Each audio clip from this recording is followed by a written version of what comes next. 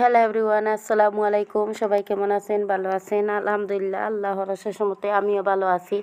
আর প্রতিদিনের মতো আপনার সাথে নতুন আর একটা ভিডিও দেওয়ার চেষ্টা করছি। দেখুন, আমি শাক রান্না করি আর ভাবনা আপনার সাথে ওটা একটু শেয়ার করি।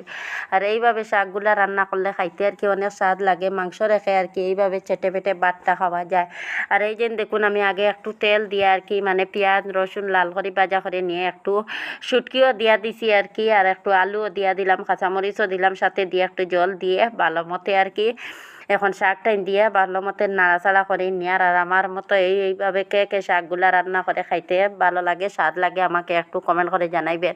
আর আমার ভিডিওটা ভালো লাগে থাকলে একটা লাইক দিয়ে সাবস্ক্রাইবার করে আমাকে পাশে রাখেন। আর যারা আমার পাশে আছেন সন্তানটি অসংখ্য অসংখ্য ধন্যবাদ। আর যারা এখনও একটা লাইক দিতে ভুলে গেছেন, প্লিজ আমাকে ছোট্ট বোন ভাবি একটা লাইক দিয়ে আমার পাশে থাকা সাবস্ক্রাইবার করে আর কমেন্ট করে জানাইবেন। আমি নতুন ভিডিও দেওয়ার চেষ্টা করবো। আসসালামু আলাইকুম।